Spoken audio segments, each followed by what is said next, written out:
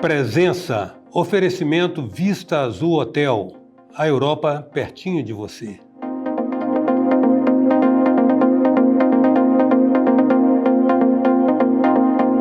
Nesse mês de outubro é um mês particularmente caro a uma confissão religiosa muito respeitada e expressiva aqui no Brasil, que é a confissão luterana, porque remonta ao início de toda a história, trajetória dessa fé evangélica. Desde o início, quando ocorreu o episódio da cisma da Reforma Protestante, o episódio que gerou a Reforma Protestante no século XVI. Nós vamos conversar hoje com um representante da Igreja Luterana, da Igreja de Confissão Luterana do Brasil. É isso, pastor? Igreja Evangélica de Confissão Luterana no Brasil. Igreja Evangélica de Confissão Luterana no Brasil, pastor Ismar Schiffenbein. Eu estou ainda tropeçando um pouco na pronúncia do seu nome germânico. É com o pastor Ismar que nós vamos conversar agora e rebobinar um pouco dessa trajetória de 500 anos. Pastor, foi em 1517, 31 de outubro, que o então monge Martim Lutero afixa nas portas do castelo de Wittenberg as 95 teses que ele achava que deveriam inspirar uma reforma da então fé católica, né? Exatamente. E a partir daí surge todo esse movimento que para muitos resgatou um reencontro da fé com a sua origem, para muitos, né? O que o senhor conta para nós disso? Isso. Em primeiro lugar, obrigado pela oportunidade desse diálogo contigo. Martim Lutero é um monge católico.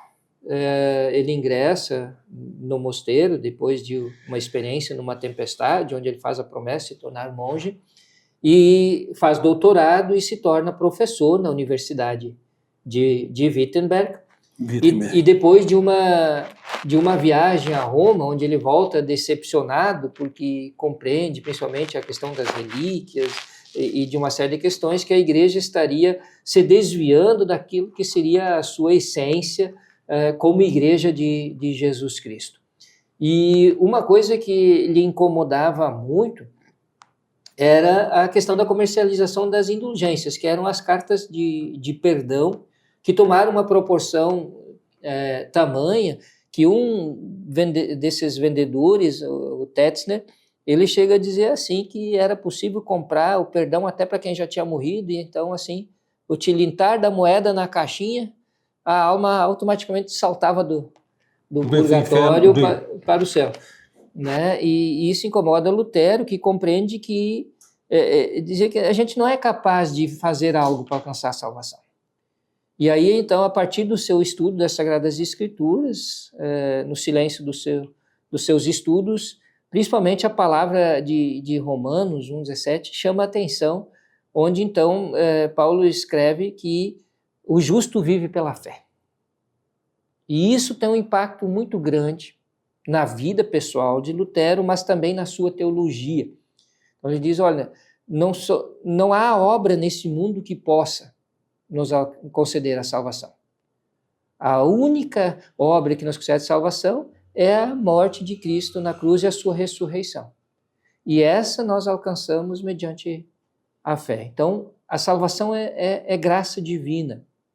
E isso, então, o leva a questionar a venda das indulgências, e as 95 teses, em grande parte, então, elas surgem e abordam essa questão do perdão, da graça divina.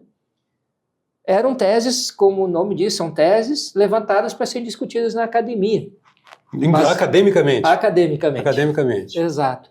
Mas é interessante, eu sempre gostei de acompanhar um pouco essa história, porque nós temos aqui, vamos lá, em 312 o imperador Constantino institui o cristianismo como religião oficial do Império Romano. Exato. O Império Romano era o império que dominava o mundo ocidental na época, né? Inclusive parte do mundo oriental.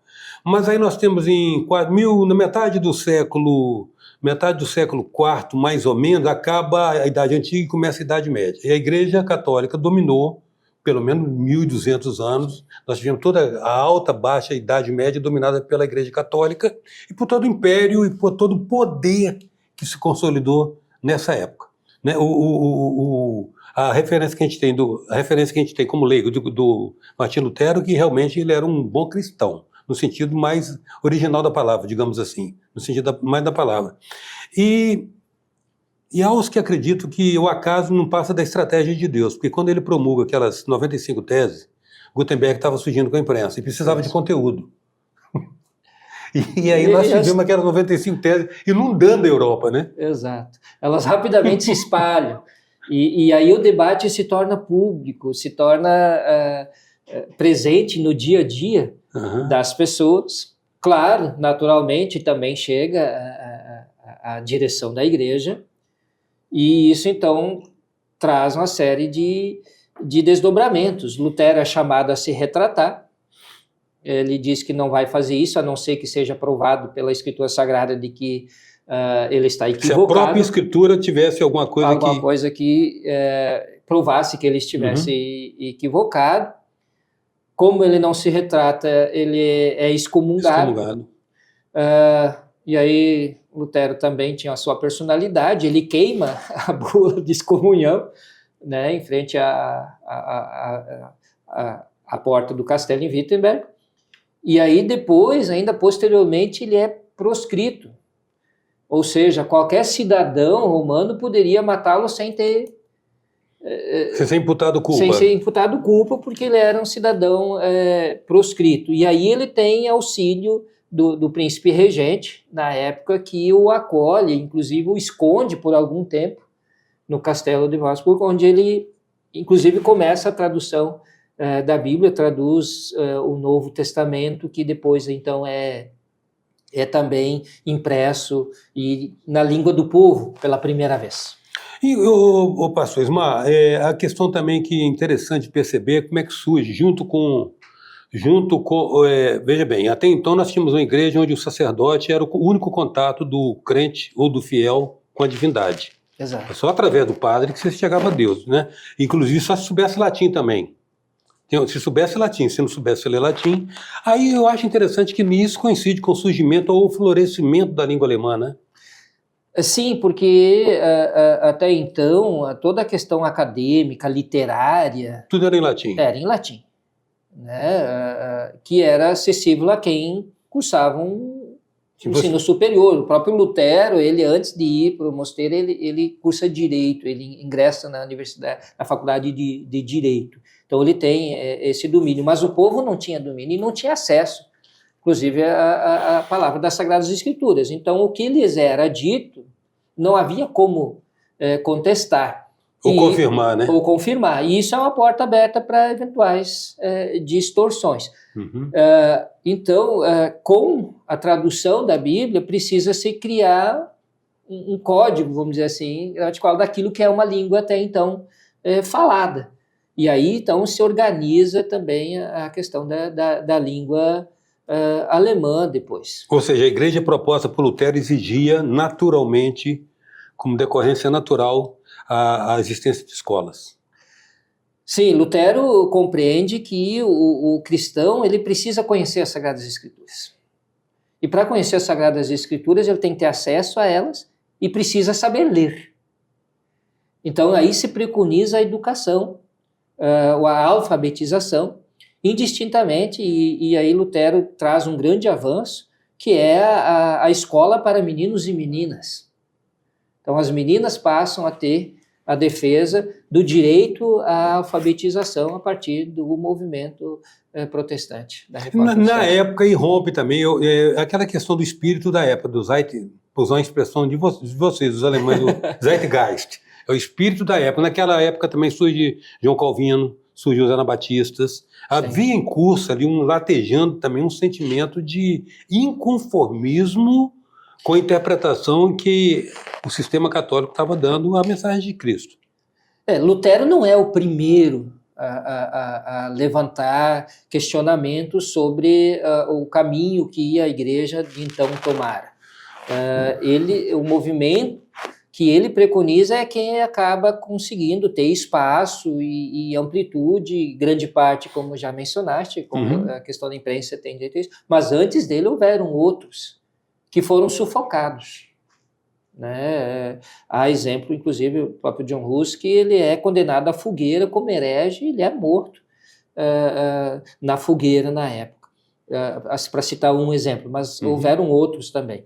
E aí, como o movimento preconizado por Lutero avança, outros também acabam pegando carona, vamos dizer assim, e outros movimentos também vão surgindo e se desenvolvendo a partir de então. Pastor, você acha que algum tipo de correlação com alguma correlação entre cultura e religião? Por exemplo, a gente percebe assim, a sociedade protestantes, a sociedade anglo-saxã foi predominantemente protestante, a sociedade latina quedaram-se mais para o catolicismo. Há algum tipo de constatação de identificação, alguma coisa, algum viés que leva uma cultura a consagrar uma religiosidade em detrimento de outra? Religião e cultura caminham lado a lado. Não, se você ignora a cultura, você vê atrocidades. Quando se tentou impor o catolicismo aos índios, por exemplo, a gente viu o que aconteceu.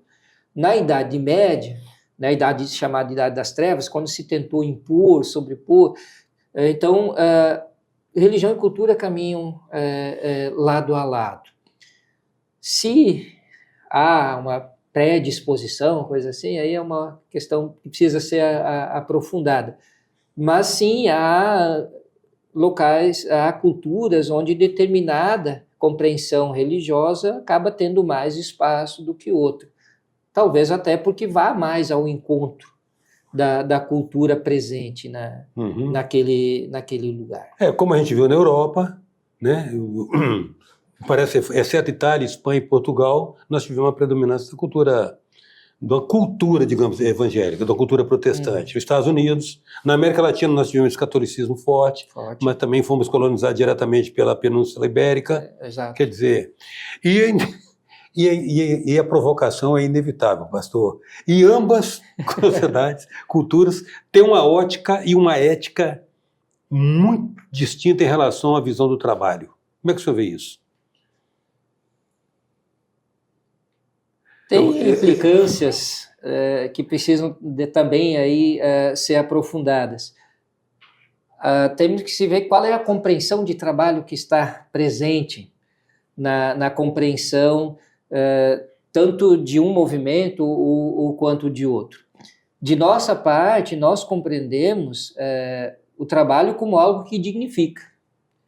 E como tal, o trabalho é algo que se torna, por um lado, prazeroso. Se ele dignifica, ele deve ser prazeroso.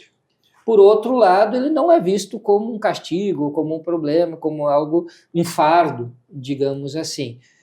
Por outro lado, tem quem compreenda de forma contrária, né? Como de fato o trabalho vem como uma pena, um castigo, algo que traz sofrimento, que traz uma sobrecarga e assim por diante. Então, tem que se ver qual é a compreensão que se carrega nesse sentido. Da nossa parte, sempre vimos o trabalho como algo dignificante da vida humana e que também, como tal, precisa ser visto. A partir do momento em que ele se torna um cativeiro, uma escravidão, aí também deixa de ser algo digno.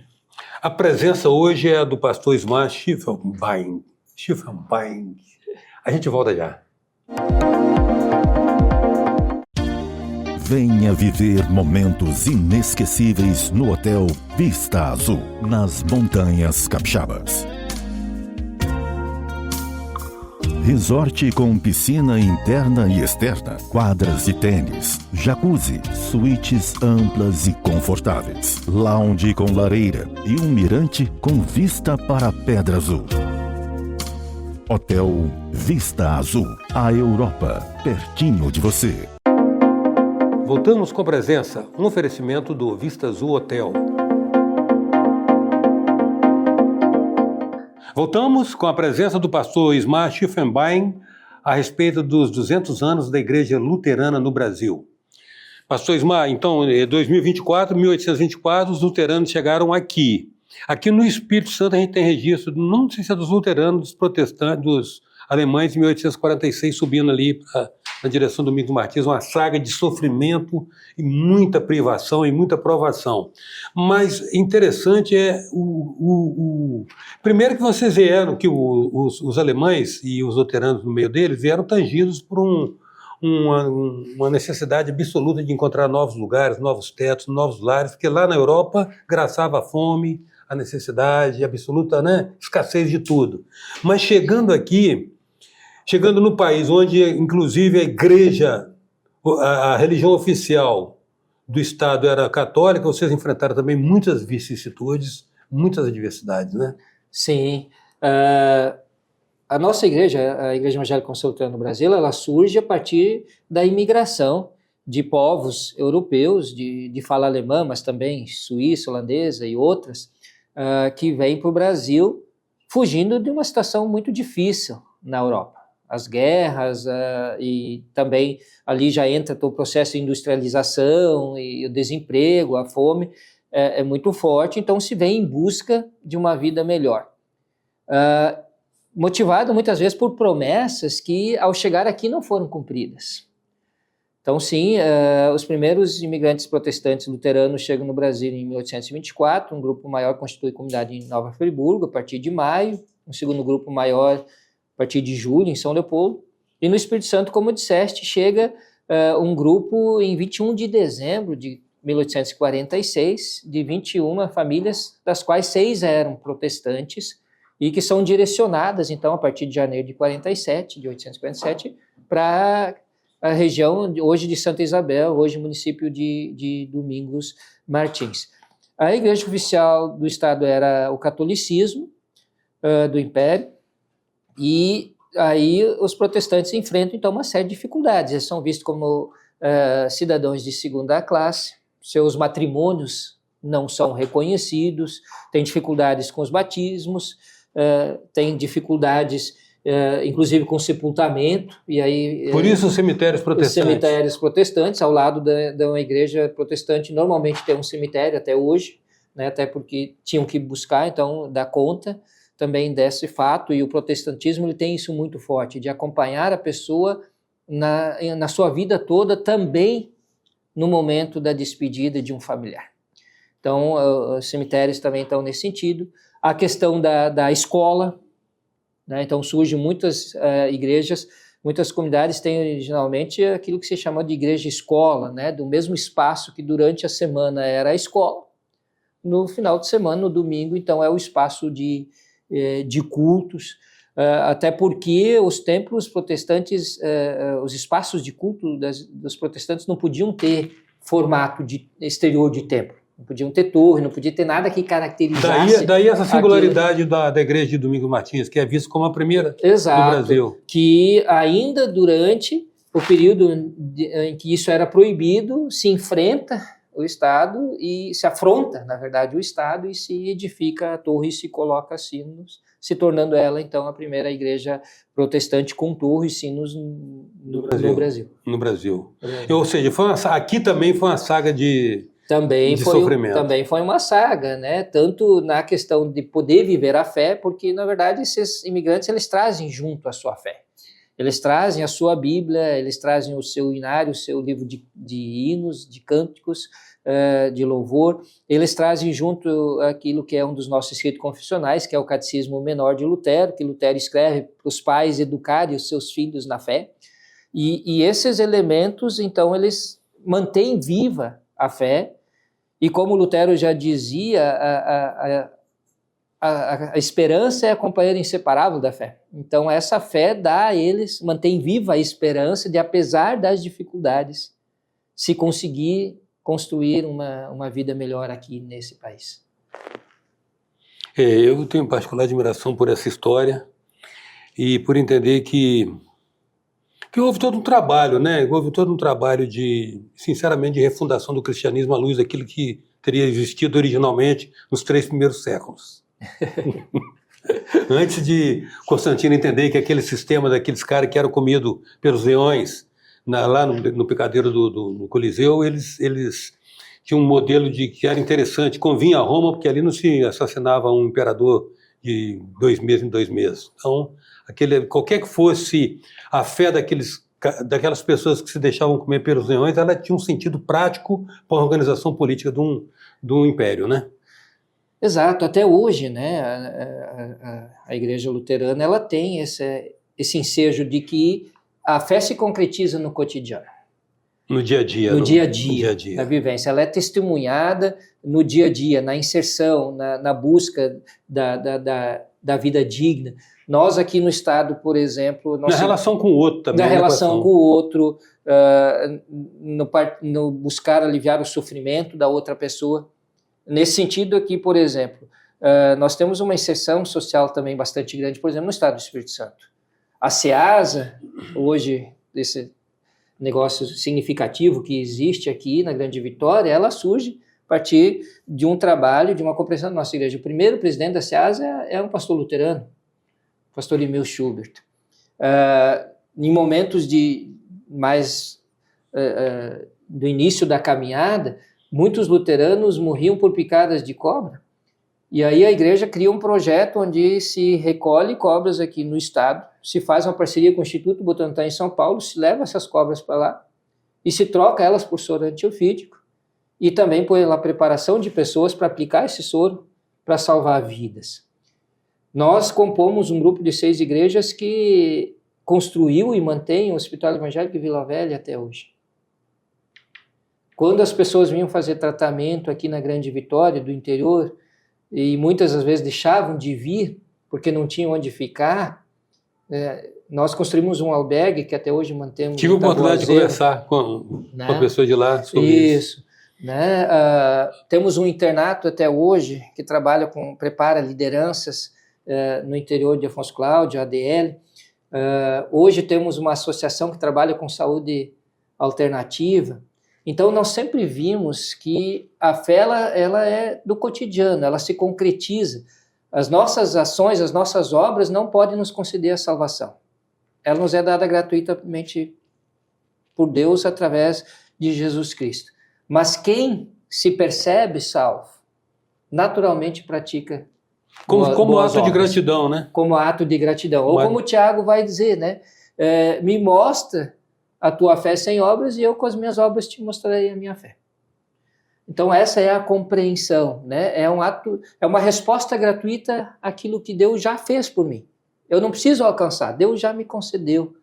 Então em gratidão eu realizo boas obras e vou ao encontro da outra pessoa, vou ao encontro do meu irmão, da minha irmã, no seu sofrimento, na sua dor, na sua angústia e assim por diante. Pastor, o senhor, como homem do seu tempo, como é que o senhor está vendo esse desafio de conciliar um certo ceticismo com relação à religiosidade e uma busca meio inconsciente pela espiritualidade, pela dimensão espiritual?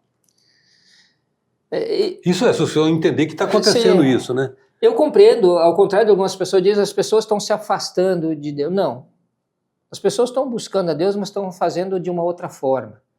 Se por muito tempo, se ao longo dos séculos, a busca por Deus se dava através de uma instituição religiosa, hoje não necessariamente mais é assim. Cada vez mais, numa sociedade individualizante, também a fé tem se individualizado. Pessoalmente, confessionalmente, eu não vou por esse caminho. Nós nos compreendemos igreja de comunidades, ou seja, nós compreendemos que a fé é vivida na comunhão entre pessoas. Na eclésia. Exato, na eclésia. Mas a gente vê um movimento muito forte na sociedade, não apenas brasileira, isso é um movimento mundial, onde as pessoas estão se afastando das instituições religiosas e estão cultivando aquilo que se compreende como uma fé individualizada. Eu acho perigoso uma relação única, pessoa-Deus, ela ignora o próximo. Né? O cara vai para o alto da montanha e fica lá em comunhão com Deus, Exato. Não está no meio da floresta, não tem o próximo para testar ele, inclusive, né? Exato. Porque o próximo testa a gente, né, pastor? E até isso fere aquilo que é a essência do cristianismo. Quando Jesus é transfigurado no monte, os discípulos que estão com ele querem ficar lá, dizem, vamos ficar aqui, isso aqui é lindo, maravilhoso, espiritualizante, está bem bom. O que Jesus diz? Não, vamos descer, vamos voltar lá para o meio do povo, né? Porque a fé ela tem que ser testemunhada lá, ela tem que ser testemunhada no dia a dia, e é na comunhão, no convívio. Não é por acaso que Jesus resume os mandamentos em amar a Deus e ao próximo. Se nós tiramos o amor ao próximo e verticalizamos a fé, nós perdemos 50% daquilo que é a essência da fé cristã, né? Que ela é vertical, mas ela também é horizontal. Uma questão também, pastor, como desde que veio nos trazendo Martim Lutero, o contato, a vazão da angústia existencial que leva à busca de Deus, deve-se procurar o ensinamento na Bíblia, na fonte. A fonte de tudo seria a palavra de Deus, seria a Bíblia, correto? Correto. Como é que vocês lidam com essas sucessivas adaptações que a Bíblia experimentou ao longo do século nos concílios? Porque quando Lutero, no século XIV, já tínhamos tido algumas revisões do texto bíblico nos concílios de Nicéia, concílio de Trento, concílio de Constantinopla, e ali foi uma deliberação humana. Como é que vocês lidam com isso? O cânone, chamado assim, né, que é a definição dos livros que compõem a Sagrada Escritura cristã, ela sempre vai ter o papel humano por trás. Incluindo os apócrifos, né? Incluindo os apócrifos, né? Então, nesse sentido, a tradução bíblica que Martim Lutero faz, ele o faz dos originais. Grego no Novo Testamento e o aramaico hebraico do Antigo Testamento, buscando uma proximidade maior com o escrito de fato original. E é nesse sentido... Maior fidelidade ao texto. Maior fidelidade ao texto, ao escrito de fato original. Compreendemos e sempre vamos compreender a Sagrada Escritura na forma antiga do Novo Testamento como palavra de Deus. Não abrimos mão disso, mas compreendemos que também ali estão inseridos elementos culturais dos tempos onde esses textos foram redigidos. E não se pode ler esses textos ignorando esses elementos culturais que estão presentes. Ou seja, o contexto também é reconhecido como um fator de afirmação daquela verdade, né? Exato. Mas isso não muda nada o fato de que compreendemos que o único fundamento da fé cristã é a Sagrada Escritura e que a autoridade da Sagrada Escritura se sobrepõe a qualquer outra autoridade, seja institucional ou sacerdotal.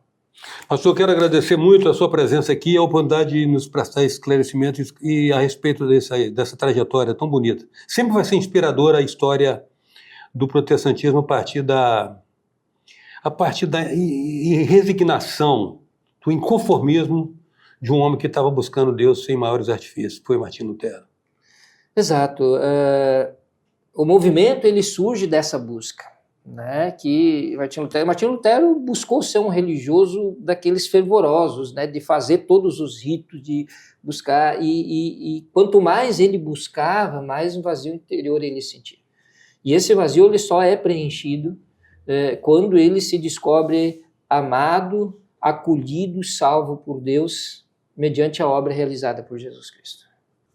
Grato, pastor. Gratidão da minha parte. Eu que agradeço a oportunidade de falar um pouquinho daquilo que é a nossa fé, daquilo que é a nossa confissão e daquilo que nós, enquanto instituição, igreja, buscamos fazer nesse país onde estamos presentes há 200 anos. Ou seja, da vida de vocês também. Da nossa vida. A presença hoje do pastor Ismar Schiefenbein, da Igreja Luterana do Brasil. Até já.